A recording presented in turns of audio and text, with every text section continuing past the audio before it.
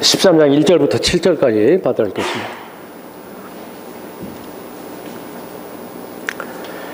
내가 사람들과 천사들의 방언들로 말한다 해도 사랑이 없으면 소리내는 노시나 시끄러운 꽹과리가 되고, 내가 예언의 은사가 있어 모든 신비와 모든 지식을 알고 또 산을 옮길 만한 모든 믿음이 있다 해도 사랑이 없으면 나는 아무것도 아니요.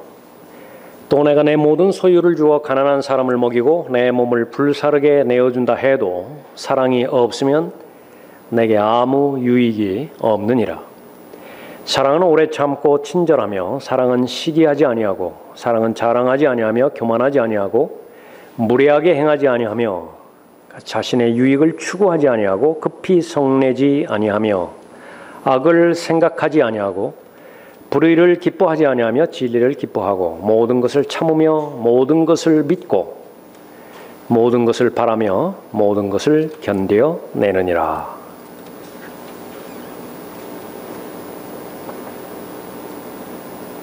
오후의 설교의 제목은 사랑한다면 하지 말아야 할 것들입니다.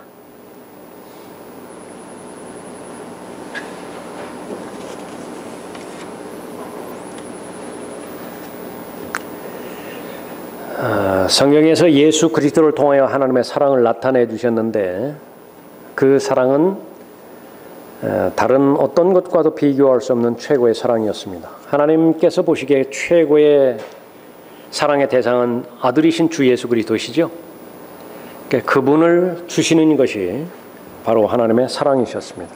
하나님께서 세상을 이처럼 사랑하셔서 그의 독생자를 주셨으니, 그래서 그 사랑과 관련되어 있을 때는 제일 첫 번째 대상, 그 사랑의 대상이 무엇인가. 두 번째는 행위이지요. 그것은 준다라고 하는 행위입니다. 하나님께서는 그러한 사랑을 실천하신 분이죠. 하나님께서 세상을 이처럼 사랑하셔서 그의 독생자를 주셨으니 이는 그를 믿는 사람은 누구든지 멸망하지 않고 영생을 얻게 하려 하심이니라. 사랑에는 동기가 있습니다. 근데 그 모든 과정들은 다 믿음이라고 하는 사실로 귀착된다는 것을 우리는 반드시 배워야 되죠. 방금 읽은 본문 말씀에 사랑이라고 하는 말이 나올 때, 앞뒤 문맥을 볼 때에 그 모든 부분들은 감정과는 거의 관계가 없습니다. 오전에 살펴봤던 것처럼 그것은 의지와 직접적으로 관계가 있어요. 내가 결심하는 것이고 내가 작정하는 것입니다. 그것을 성경에서는 사랑이라 그렇게 말씀하십니다. 사람들이 생각하는 것처럼 그것이 다분히 감정적이라고 한다면, 감정이 우선적으로 동기가 되어서 사랑을 실천하는 것이라고 한다면, 하나님의 사랑은 아예 실천을 시작조차 할 수 없었겠지요. 왜 그러냐면 하나님 보시기에 사랑스러운 사람은 단 한 사람도 없으니까요. 인정할 만한 구석은 단 한 구석도 없습니다. 하나님 보시기에 그 모든 사람이 가증스러운 것입니다. 더럽혀진 죄인들이지요. 사랑할 만한 면이 전혀 없음에도 불구하고 하나님께서 일방적으로 주시는 것, 그것은 사랑입니다. 이것을 굳이 적용한다고 한다면 준 것 없이 사랑스럽지 못한 대상이 있을 수 있죠. 주는 것 없이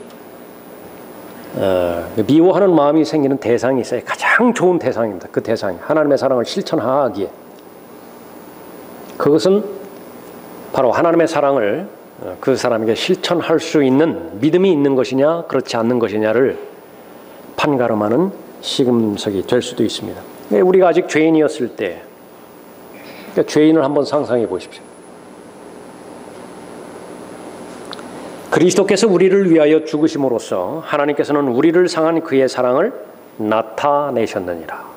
이것이 성경에서 말하는 사랑이에요. 이 사랑은 반드시 외부로부터 공급받아야 되고, 그 외부로부터 공급받는 방법을 반드시 배워야 되며, 그걸 소유했을 때 그것만 나눠줘야 돼요. 그럼 아무 탈이 없습니다. 근데 여기에서 어떤 과정 가운데서 하나라도 이탈이 되어지면 그것이 이제 변색되는 것입니다. 본인도 어렵고 주변도 어렵게 만드는 것이죠. 우리에게 주신 성령에 의하여 하나님의 사랑이 우리 마음속에 부어졌기 때문이라. 우리가 자체적으로 만들어내는 것이 아니라 성령께서 직접적으로 개입하셔서 아버지 안에만 있는 사랑을 성령 하나님께서 옮겨주신 것입니다. 부어주셨어요. 그것이 성경에서 말하는 사랑이죠. 마음속에 부어졌기 때문이라. 그래서 그리스도를 떠나서는 어떠한 사랑도 발견이 되어지지 않습니다. 그리스도 안에서만 하나님의 사랑이 발견되어지고 그리스도를 떠나서는 하나님의 진노밖에 발견할 수 없는 것입니다. 사람의 마음의 중심에서는 이것을 받아들일 수 없죠. 그런데 이것이 진리입니다. 이것을 수용하는 사람은 진리의 사람인 것이고 그것을 거부하는 사람은 진리와는 무관한 사람입니다. 아들을 믿는 자는 영생을 가졌고 그 아들을 믿지 않는 자는 생명을 보지 못하고 오히려 하나님의 진노가, 그 사람이 많은 돈을 기부할 수도 있죠. 그러나 아들 하나님이 없어요. 그 사람이 국가의 애국자라고 수천 년간 불려질 수도 있어요. 그러나 예수 그리스도가 없어요. 그 사람에게는. 하나님의 판단은 단호합니다. 하나님의 진노가 그 사람 위에 머물러 있느니라. 그러니까 그것을 받아들일 때에 하나님의 사랑을 잘 이해할 수 있는 것입니다. 예수님께서 십자가를 앞두고 제자들에게 당부한 것은 예수 그리스도께서 주체가 되셔서 제자들을 사랑하신 것을 구체적으로 많이 말씀하시고 나서 그 사랑하신 목적에 대해서 반복해서 깨닫게 해주시죠. 왜 그러한 예수 그리스도의 사랑을 제자들이 받게 되었는가? 그거 나눠주라고요. 실천하라는 것이죠. 그걸 공유하라라고 하는 것입니다. 그러면 그것이, 그 사랑의 능력이 자신이 구원받았다라고 하는 것을 입증해낼 뿐만 아니라 다른 사람들도 저 사람들은 바로 예수 그리스도의 사람이구나라고 하는 것을 입증해 준다는 것이에요. 쉽지가 않죠. 이 부분들은 쉽지가 않아요. 그래서 절대적으로 성령 하나님의 도우심과 역사하심을 필요로 하는 것입니다. 비켜가고 싶다고. 이것을 비켜가서 너무 마음의 중심의 본질을 건드리는 부분이고 내가 감당하기 힘든 부분이니까 이것을 비켜나서 고린도전서 13장 본문에 있는 것처럼 은사들에 매달렸으면 좋겠다고요. 하나님께서 맡겨주신 그런 사역의 일 중심에, 그 최전선에 그냥 매달리고 싶다고요. 그것을 통해서 내가 입증이 되고 내가 설명이 되어졌으면 좋겠어요. 내가 괜찮은 사람이라고. 그러나 어쨌든지 간에 하나님의 영감으로 주어진 하나님의 말씀에 따르면 그것 가지고서는 안 돼요. 피해갈 수 없습니다. 반드시 마음의 중심을 계속해서 확인하고 성찰하고 입증을 해야만 된다라고 하는 것이죠. 아버지께서 나를 사랑하신 것 같이 나도 너희를 사랑하였으니, 예수님의 생애를 한마디로 말한다고 한다면 아버지의 사랑을 그대로 전달해 주었다. 하나님의 미랄로서 실천을 하셨죠. 너희는 내 사랑 안에 계속 거하라. 결과는 무엇입니까? 예수 그리스도의 사랑 안에 계속 거하면 아버지의 사랑을 계속 공유하는 거예요. 아버지의 사랑을 계속 나누는 것이죠. 내가 이런 것을 너희에게 말하는 것은 나의 기쁨이 너희 안에 머물러 있어 너희의 기쁨이 충만하게 하려는 것이라. 나의 계명은 이것이니 내가 너희를 사랑하는 것 같이 너희도 서로 사랑하라는 것이라. 그러니까 밑도 없이 사랑하라, 이런 무거운 짐만 주신 것이 아니라 본을 보이셨어요. 먼저 나누어 줄 수 있는 사랑의 원천을 주신 것이지요. 받은 것이 없다고 한다면 우리는 줄 수 없어요. 그러나 받은 것이 충분하다고요. 받은 것을 나누어 주라고. 그것이 바로 계명이라고 말씀하셨고 새 계명이라 그렇게 말씀을 하셨습니다.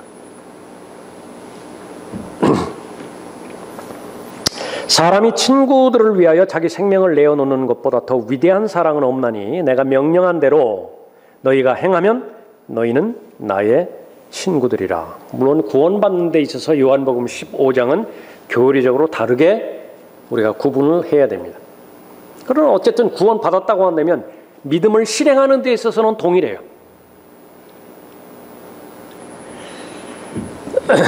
소리나는 노시나 시끄러운 꽹과리가 된다. 노는 어디에 쓰죠? 꽹과리는 어디에 쓰죠? 연주에 쓰이지 않습니까? 오케스트라 연주라고. 꽹과리에 비슷한 것이 심벌즈로 보면 될까요? 심벌즈 하나를 가지고 연주하는 연주를 들어보신 적 있습니까? 그러니까 처음부터 끝까지 심벌즈만 가지고 연주를 한대요. 좀 어렵겠죠. 쉽지는 않겠죠. 저도 한 번 들어보지는 못했습니다. 아마 그런 연주는 없을 거예요.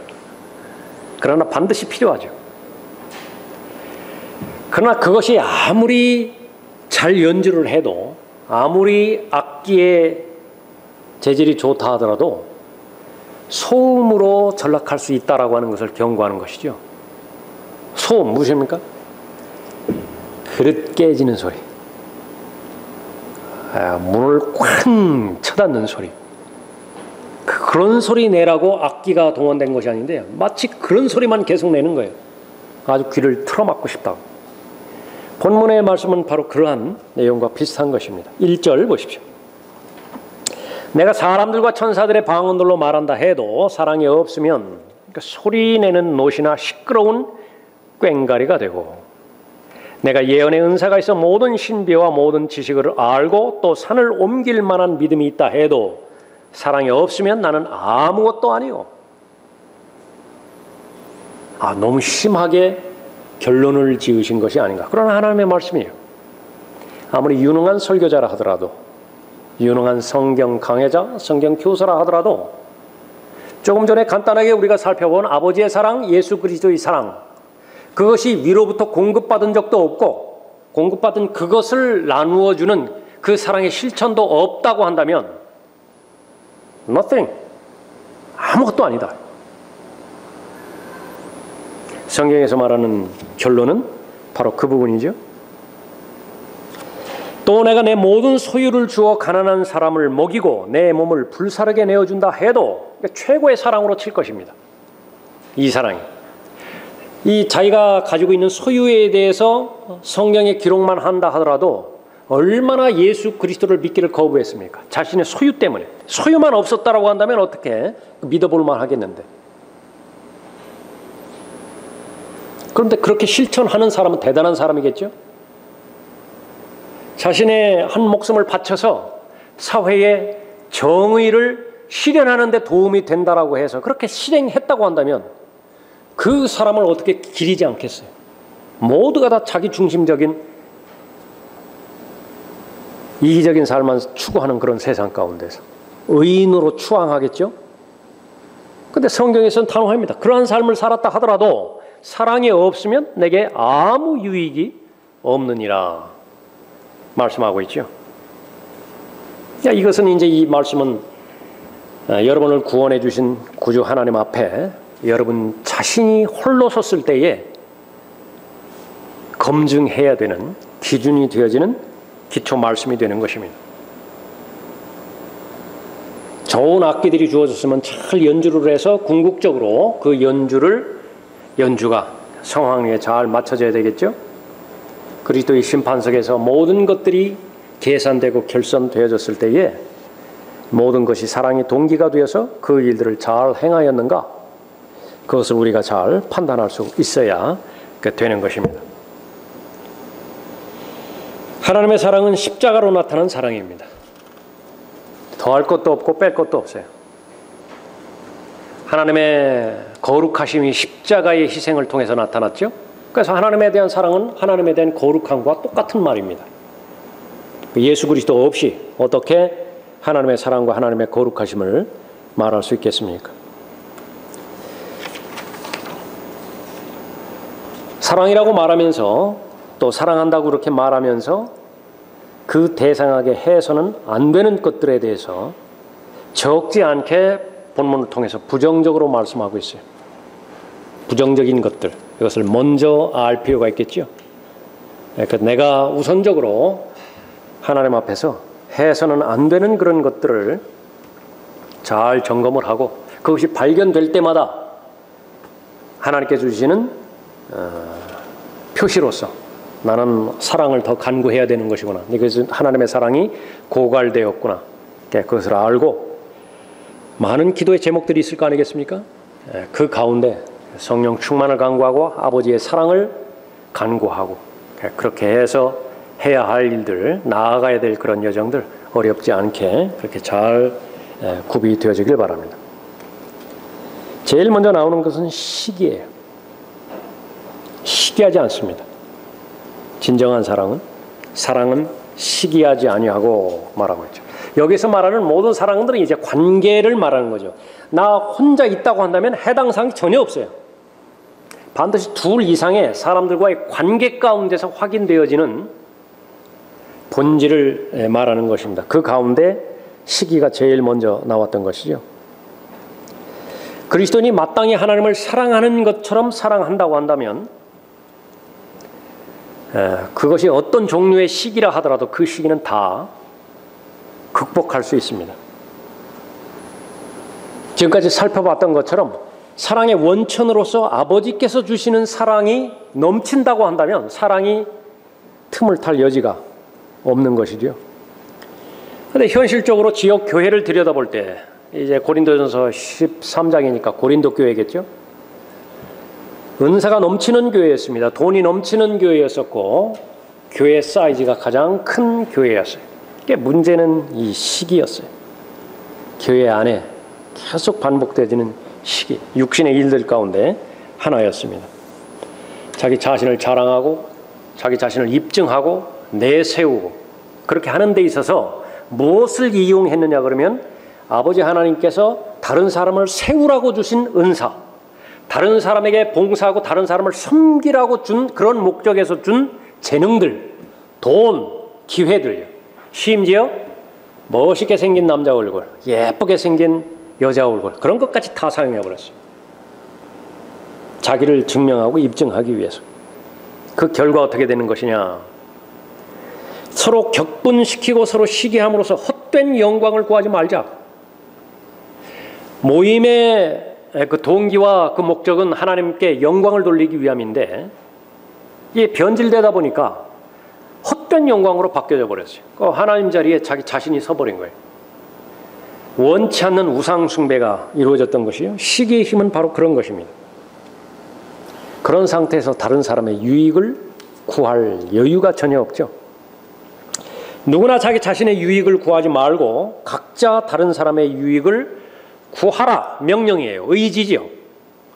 왜 그렇습니까? 그냥 놔두면 하나님의 말씀에 순종하는 그 성향과 경향을 거두어 버리면 자연스럽게 다른 사람의 유익으로 기울었던 마음의 경향이 자기 자신의 유익으로 되돌아오기 때문에 그래요. 그것이 본성이기 때문에 그렇죠.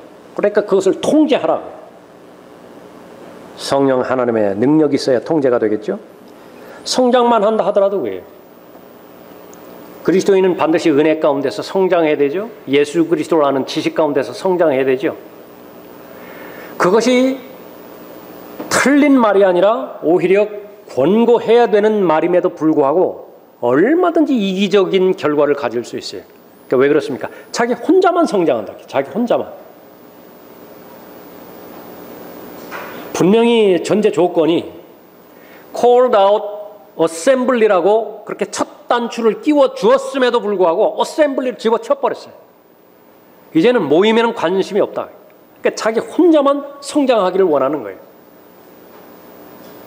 자신의 성장에만 집착하지 말고 자기 자신뿐만 아니라 다른 사람의 유익한 일을 행하도록 명령하는 것이에요. 그것이 자기 유익만 구하지 말라.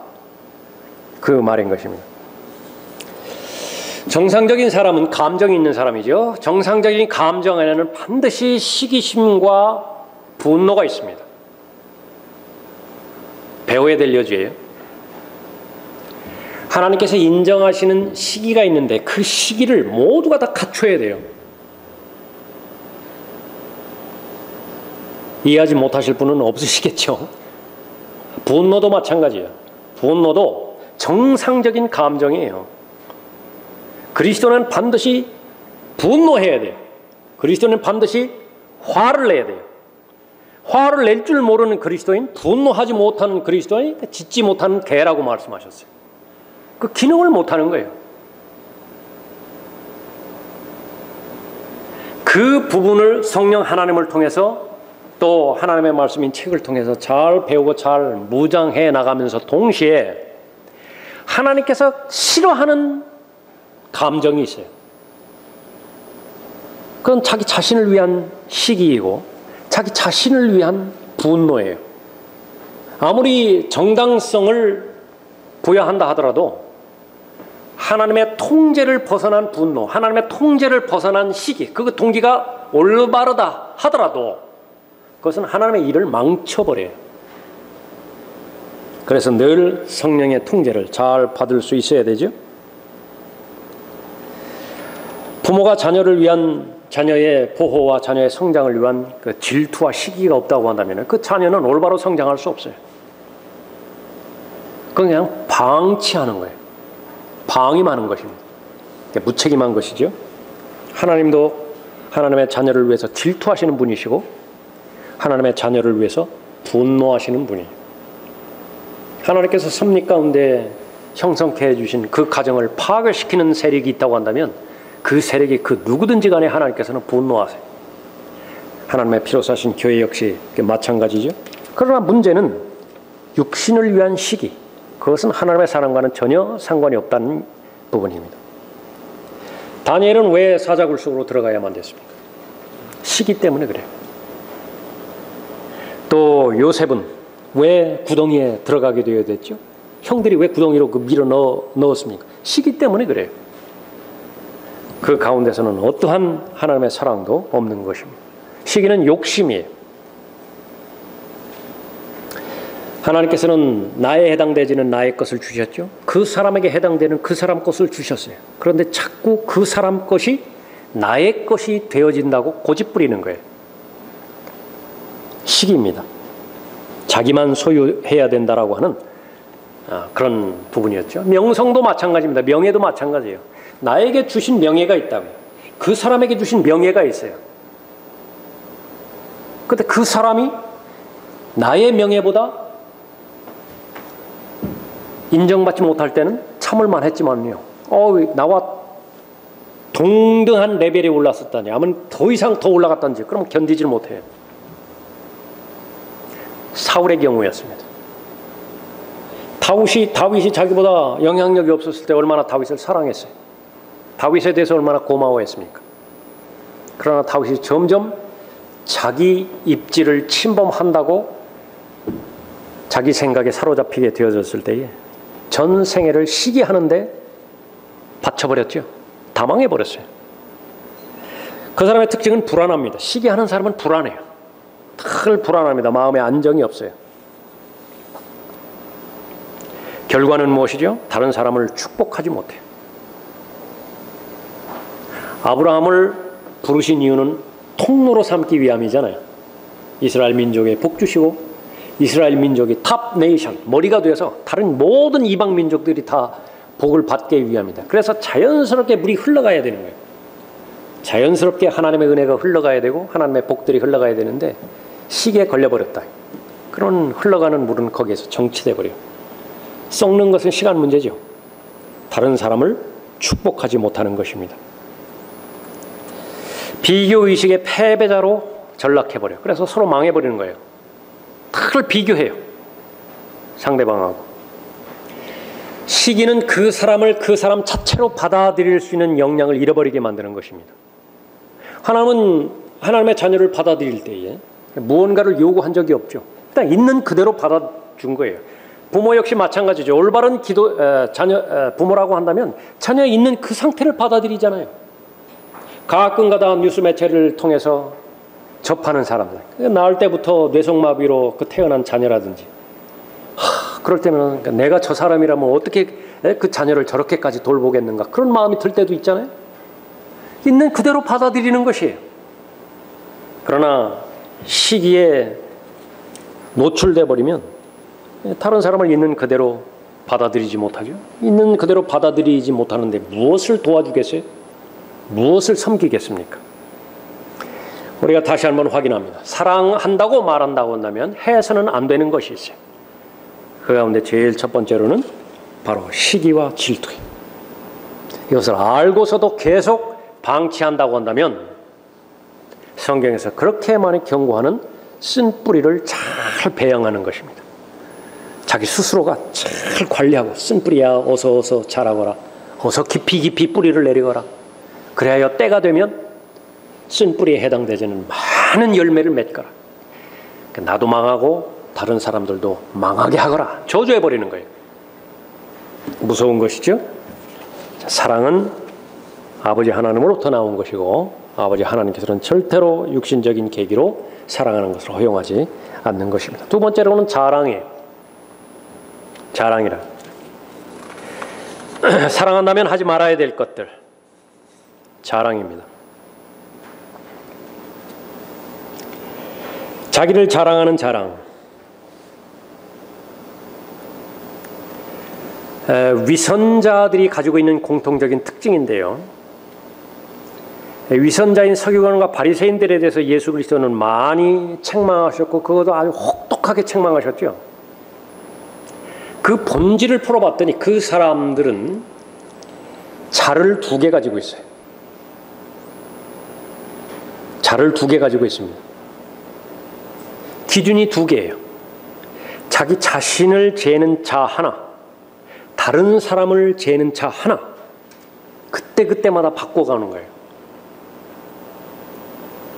요즘들 세상 사람들도 말하는 것처럼 다른 사람의 잘못에 대해서 똑같은 잘못인데 자기 스스로가 범한 잘못에 대해서 평가가 다 다르죠. 그리스도인들 역시 마찬가지입니다. 그러므로 너는 자선을 베풀 때에 위선자들이 사람들에게 영광을 얻으려고 회당과 거리에 사는 것처럼 내 앞에서 나팔을 불지 말라. 진실로 내가 너희에게 말하노니 그들은 그들의 상을 받은 것이니라. 그들의 상은 뭐예요? 사람들로부터의 인정입니다. 그래서 거의 가치가 없죠. 인기라고 하는 것은 거의 가치가 없어요. 사람들이 자기를 신뢰해서 선거 때마다 던져주는 표, 그것은 절대로 신뢰할 만한 대상이 안 돼요. 그 흘러가는 구름과 같고 흘러가는 물과 같은 것이기 때문에, 물 위에 떠있는 부처와 같은 것이기 때문에 절대로 믿을 만한 대상이 되지 않는 것이죠. 그러니까 자랑하는 것은 모두 그러한 부분들이에요. 자랑 뒤에는 자신의 중요성을 선전하는 이기심이 자리 잡고 있습니다. 이거 역시 마찬가지로 자신을 입증하려고 하는 것이에요. 무엇을 입증하려고 하는 것입니까? 나는 중요한 사람이야. 대화의 중심이 되어야 됩니다. 자신의 중요성을 나타내려고 계속해서 이중적인 잣대를 사용하는 것을 하나님께서는 싫어하시는 것이에요. 자기 자랑의 위험성은 어디에 있습니까? 이것은 자기 파괴로 가는 지름길이에요. 왜 그렇습니까? 하나님의 사람은 하나님의 도움을 받아서 자신의 삶이 지탱이 돼야 되죠. 하나님께서 제일 좋아하시는 사람은 어떤 사람이라고요? 겸손한 사람이에요. 겸손한 사람은 반드시 높이십니다. 그 본보기로 빌립보서 2장 대표적인 곳에서 예수 그리스도를 보여주셨어요. 하나님의 뜻을 위해서, 하나님의 목적을 위해서 하나님 앞에 전적으로 헌신하셨죠. 순종하셨죠. 하나님의 뜻은 십자가의 희생이었습니다. 혼을 속죄제물로 바치는 것이었어요. 예수 그리스도만이 할 수 있는 일이었기 때문에 그렇죠. 죽기까지 순종하셨고 그 죽음도 저주의 죽음인 십자가의 죽음에까지 순종하셨죠. 그 능력은 어디에서 왔을까요? 사람으로 오신 예수 그리스도께서 기도의 과정에서 왔습니다. 이번 주에 나눠드린 그 기도에 관련된 부분이 있죠. 그것은 절대로 버리지 마세요. 계속 반복해서 읽으십시오. 여러분이 여러분 자신의 말로 다른 사람에게 가르칠 수 있을 정도까지 그렇게 반복해서 여러분의 마음에 되새기세요. 거기에 관련된 성경 구절들 다 찾으세요. 신앙생활은 무엇이냐? 기도 생활이에요. 지금 여기에서 말하는 이 부분들은 우리가 모르는 바는 없습니다. 그런데 누구는 왜 이 하나님의 말씀의 진리대로 실행해 나갈 수 있는 능력이 있고 계속해서 듣는데, 계속해서 보는데 마음의 변화가 없는 것이냐. 기도의 과정을 통해서 자신이 변화되고자 하는 그런 염원, 갈망, 그것이 발견되지 않기 때문에 그래요.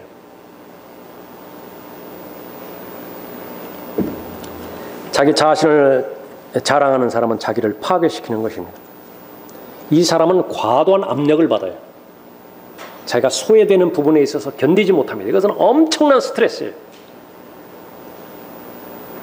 다른 사람을 계속 판단해야 되겠죠. 자기 자신을 계속해서 부각시켜야 되는 것입니다.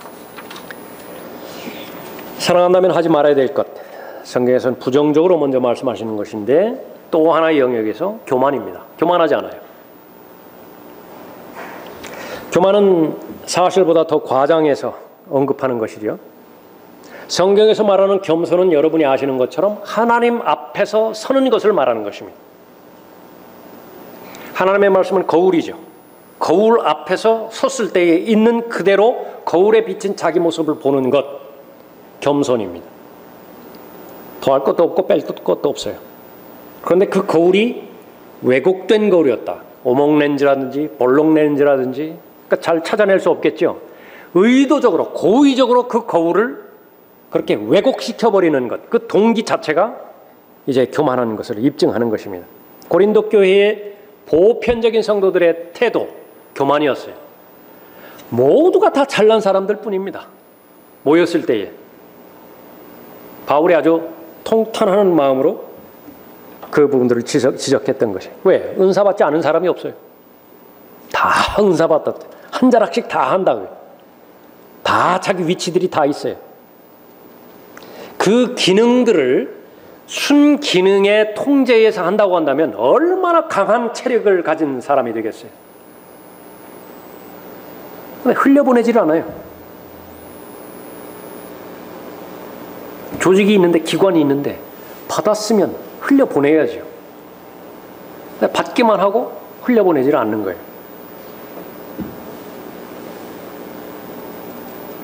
역기능으로 작용하겠죠. 나중에는 자기 편인지도 모르고 공격을 해버렸어요. 면역체계 이상이 생겨버렸다. 고린도 교회가 바로 그런 부분이었는데 그것을 가장 강력하게 하는 요소가 교만이었습니다. 교만하게 만드는 요인들, 그것은 바로 은사였고 그 다음에 두 번째로 차지한 것은 지식이었어요. 이는 성도들을 온전케 하며 섬기는 일을 하게 하고 그리스도의 몸을 세우게 하여 우리 모두가 믿음의 하나됨과 하나님의 아들을 아는 지식의 하나됨에 도달하게 하고 온전한 사람이 되어 그리스도의 충만하심에 장성한 분량에까지 이르게 하려 하심이라. 목적이 뭐라고요? 세우는 데 있습니다. 온전하게 하는 데 있어요. 그런 목적으로 하는 데 있어서 하나님의 아들 예수 그리스도를 아는 지식은 필수적입니다. 그 지식이 없다면 아무 일도 일어나지 않아요. 그런데 그 지식이 지식으로서 기능을 유지하기 위해서는요, 반드시 확인되는 것이 올바른 태도와 자세예요. 지식을 대하는 올바른 자세와 태도인 것입니다. 그러지 못하면요, 파괴시켜버려요. 본인부터 파괴시켜버리고 지체들도 파괴시켜버리는 것입니다. 우상들에게 바쳐진 것들에 관해서는 우리 모두에게 지식이 있음을 알거니와 지식은 교만하게 하지만 사랑은 세워주는 것이다. 이때에 말하는 지식은 조금 전에 살펴봤던 것처럼 무엇 때문에 그 지식을 갖게 되느냐, 무엇 때문에 그 정보를 얻게 되느냐, 다른 사람을 판단할 목적으로 그 지식을 얻은 거예요. 교만하게 만들죠. 파괴시키게 만드는 것입니다. 그 결과는 분파조장이에요.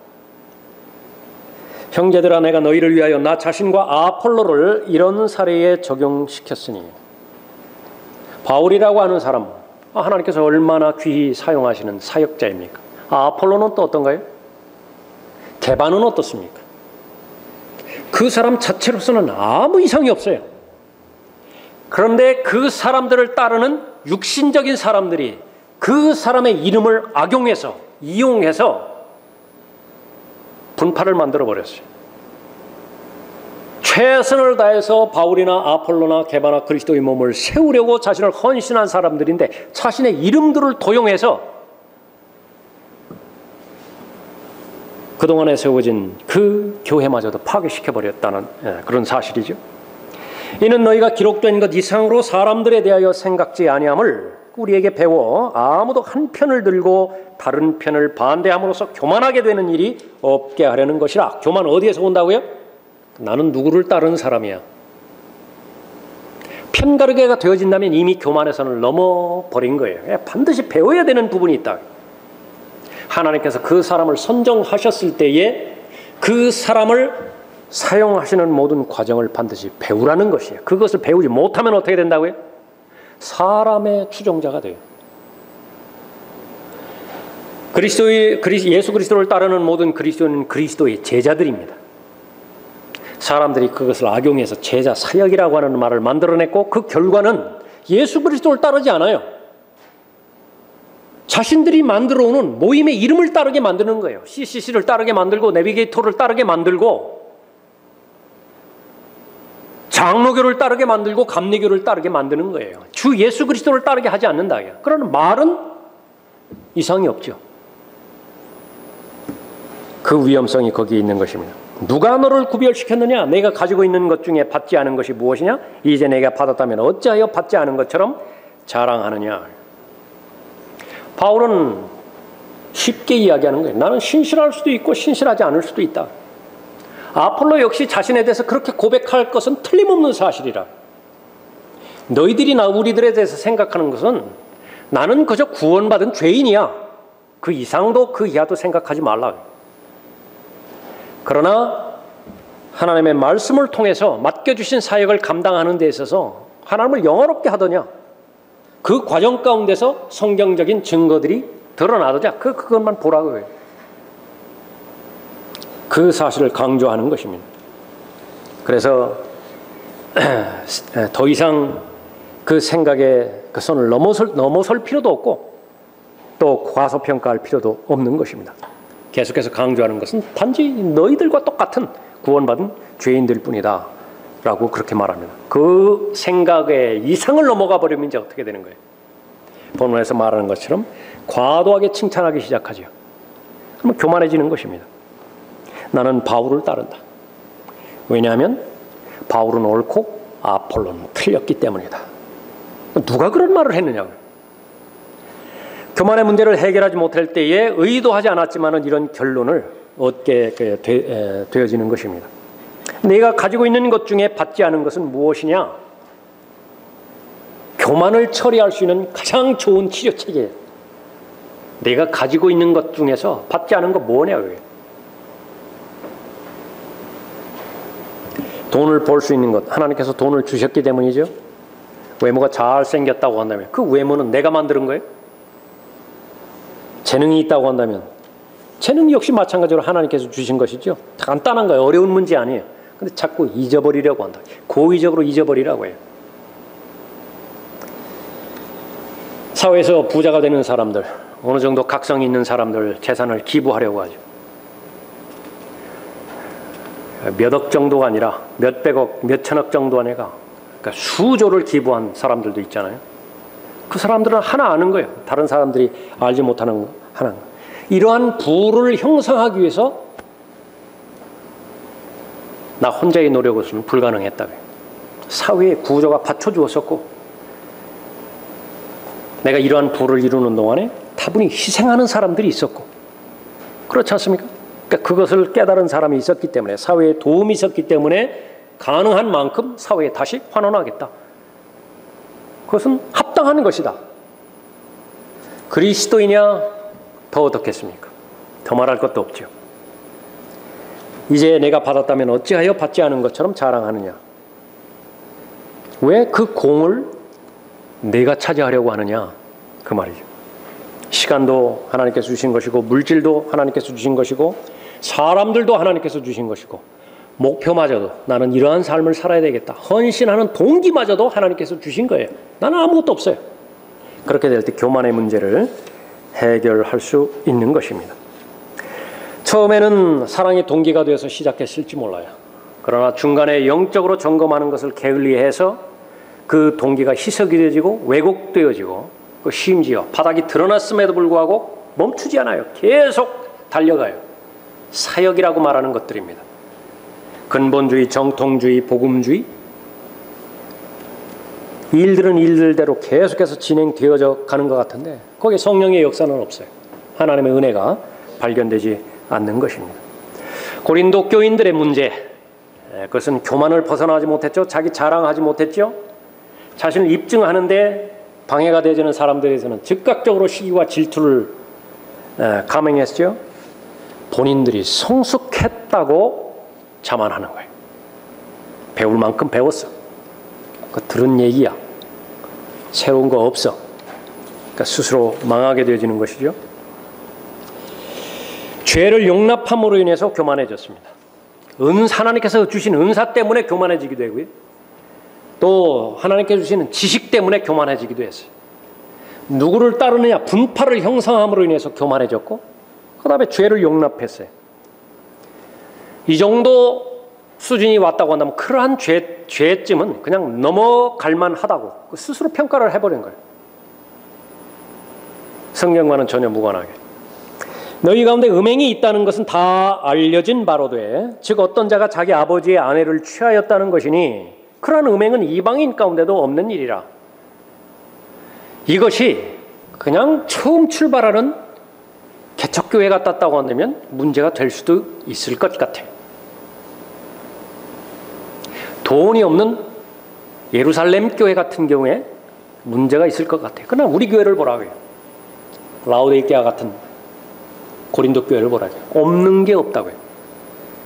은사면 은사, 지식이면 지식, 돈이면 돈, 없는 게 없잖아요. 영향력이면 영향력.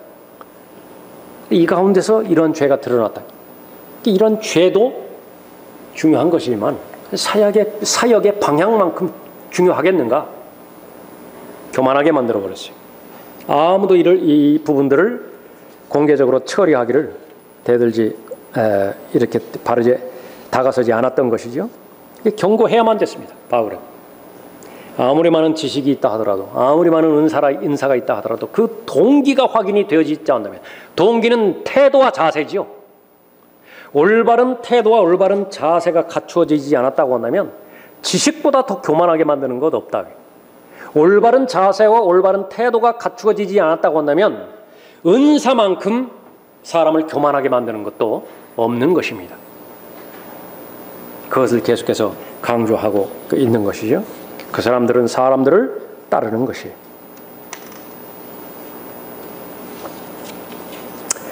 내가 나된 것, 하나님의 은혜로 나의 나된 것이라고 고린도전서 15장 10절에서 바울은 고백하고 있죠. 또 내가 지금까지 했던 수고들 역시 마찬가지였습니다. 수고의 결과들 역시 마찬가지로 하나님의 은혜로 이루어진 것입니다. 고린도전서 13장 본문은 이제 진정한 사랑이 동기가 되어서 모든 일을 할 때에 하나님께서 인정하신다라고 하는 것을 말씀하시는 것인데, 반드시 사랑해야 돼요. 사랑을 실천을 할 수 있어야 됩니다. 사랑하지 못하게 만드는 것이 무엇이라고요? 교만이에요. 시기입니다. 자랑하는 것이. 그러니까 반드시 해결돼야 되겠죠. 하나님의 은혜를 통해서 그 부분이 해결될 수 있어야만 되어지는 것입니다. 하나만 더 살펴보죠. 무례히 행하는 것입니다. 사랑한다면 해서는 안 되는 것이 무례히 행하지 않는 것이에요. 하나님께서는 여러분을 얼마나 가장 자상하게, 친절하게, 다정다감하게 대우해 주셨어요. 예수님께서 여러분을 박대한 적이 한 번이라도 있었나요? 그런 적은 없어요. 70번씩 7번이라고 하는 말은 성경에 나와 있는 말이고요. 그것을 무한 확대해서 은혜의 보좌 앞으로 나간다 하더라도 다 받아주셨잖아요. 하나님께서는 그렇게 죄인 한 사람 한 사람을 대하는 것입니다. 사랑하는 사람은 사랑하는 사람에 대해서 민감하게 대하는 마음의 자세가 늘 갖춰져 있어요. 함부로 대하지 않는 것입니다.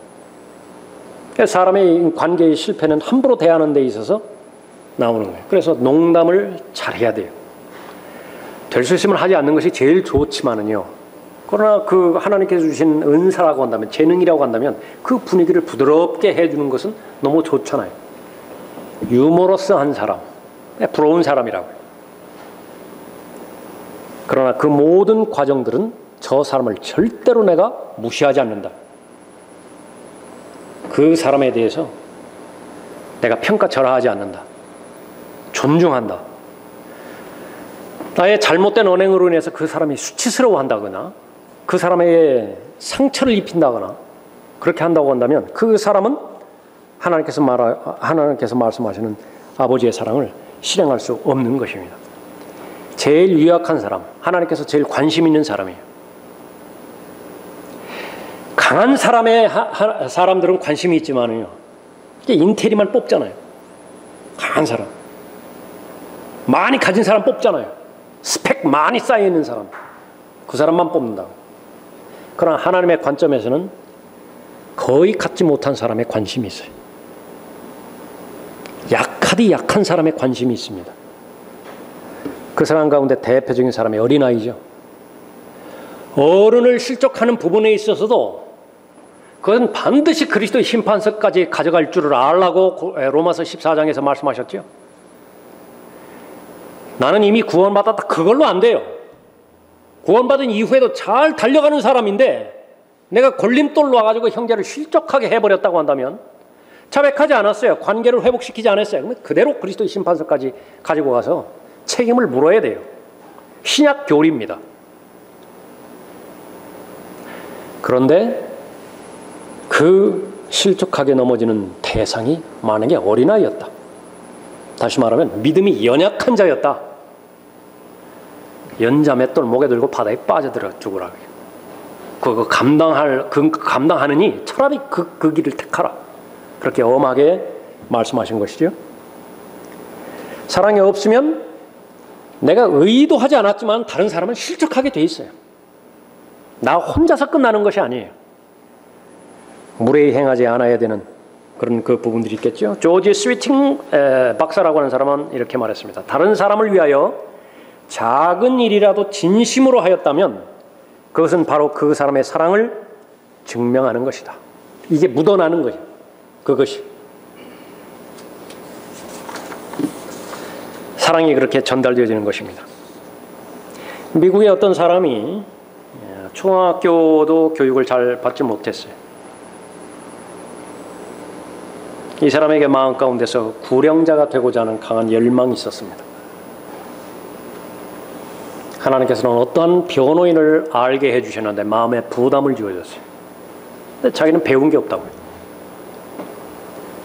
하나님의 말씀에 순종하고자 하는 마음으로 이 변호사 사무실로 찾아가서 복음을 증거를 했습니다.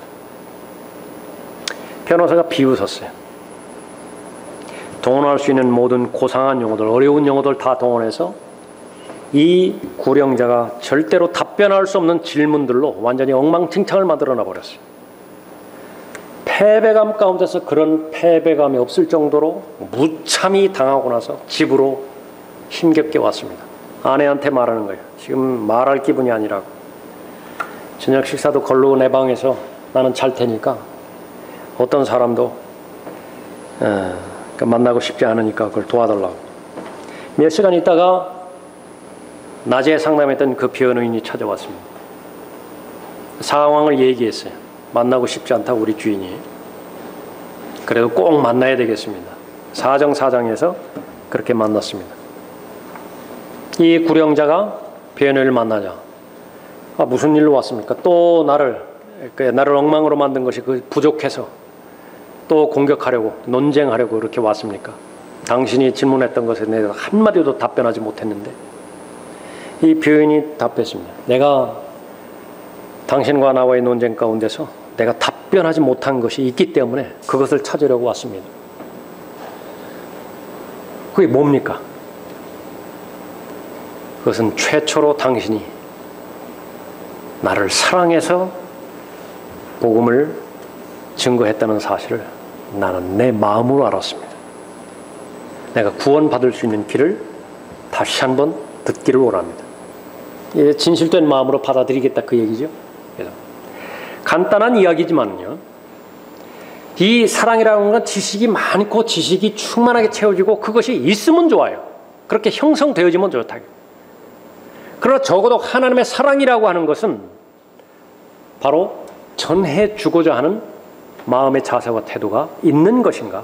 그러니까 무엇 때문에 그것을 행하는 것인가? 그것이 하나님 앞에 입증이 되어졌을 때에 성령 하나님께서는 그 사람의 마음 가운데서 역사하는 것을 말하는 것이죠. 그러한 무례히 행하지 않고 진실되게 예수 그리스도의 사랑을 증거하고자 하는 마음이 있다고 한다면 성령께서는 그 사람이 단 한마디 말을 한다 하더라도 역사하시는 것입니다. 예수 그리스도께서 죄인 안에 들어오셨을 때 제일 먼저 하나님의 사랑을 경험하게 해주시죠. 그 경험이 토대가 되어서 점점 더 성장해 나가는 것입니다. 이것은 하나님의 사랑이 담겨있는 책이잖아요. 성경은. 처음에 우리가 살펴봤지만 인본주의 사랑과 하나님의 사랑은 반드시 구분해 내야만 됩니다. 성경에서 말하는 사랑은 어떤 것인가? 해서는 안 되는 것들이 있다고 말씀하셨어요. 첫눈에 반했다. 이것은 절대로 사랑이 아니에요. 자신의 유익을 추구하지 않는 것이고 급히 성내지 않는 것이고 악을 생각하지 않는 것이고 불의를 기뻐하지 않는 거예요. 그러니까 왜 이런 말씀들을 해서는 안 되는 내용들을 여기 기록해 놓으셨어요? 적어도 협의적인 면에서는 고린도 교회의 성도들은 다 이런 짓을 하면서도 사랑한다고 그렇게 말하기 때문에 그런 거예요. 그것을 사랑으로 알기 때문에 그래요. 그러나 사랑의 본질은 무엇이냐면 절대로 사랑한다고 말한다고 한다면 해서는 안 되는 것들이 있어요. 그것을 먼저 점검하기를 바라는 것이고 해서는 안 되는 것들을 행할 때 성령께서는 슬퍼하실 수밖에 없고 성령께서는 역사하실 방법이 없어요. 인격이시기 때문에 그렇죠. 성령에 의해서 하나님의 사랑이 그리스도인에게 부어졌다고 로마서 5장 5절에서 분명하게 말씀하십니다. 그 하나님의 사랑을 계속 유지하고 계속 나눠주기 위해서는 성령의 충만을 통해서 성령 하나님께서 강력하게 역사하셔야 되죠. 그리스도인이 무엇을 할 때 성령께서 가장 슬퍼하세요? 성령 하나님의 말씀에 배치되는 일들을 고의적으로 해나갈 때, 그것도 한두 번이 아니라 찔림을 주셨음에도 불구하고 계속 반복해서 그 일들을 계속해서 해나갈 때 성령께서는 슬퍼하신다고. 성령께서 소멸하시겠죠. 그러니까 남는 것은 껍데기밖에 없어요. 그것이 바로 울리는 꽹과리예요.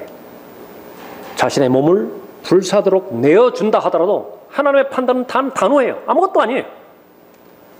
그것이 바로 그런 위선적인 삶을 살게 하는 것이 마귀의 목표라고 한다면 우리는 마귀의 계략을 모르지 않죠. 정확하게 꿰뚫는 것이에요. 다시 한번 우리는 한계 상황에 부딪힙니다. 이것이 사랑이 한다고 하면 저는 불가능합니다. 저는 이런 사랑을 할 수 없습니다. 바로 그거예요. 그 고백을 원했던 것이에요. 하나님께서는. 그러니까 나 자신을 포기하고 하나님께 그 능력을 달라고 이제부터 간구하겠죠. 하나님께서 왜 안 주시겠어요? 그러니까 하나님께서 주시는 그 능력으로 다른 사람을 세우고자 하는 그 좋은 동기에서 다른 사람을 살리고자 하는 그 동기에서 그 사랑을 넘치도록 성령 하나님을 통해서 부어주실 것이죠.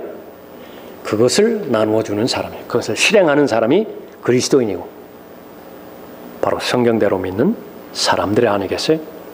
그런 사람이 그런 사람으로 판명이 돼서 늘 그리스도의 심판석에서 이제 모든 것을 평가할 때 사랑이 동기가 되어서 했습니다. 사랑이 동기가 되어서 하지 않았습니다. 입증이 됨으로 인해서 하나님으로부터 영광과 칭찬을 받는 여러분이 되시길 바랍니다.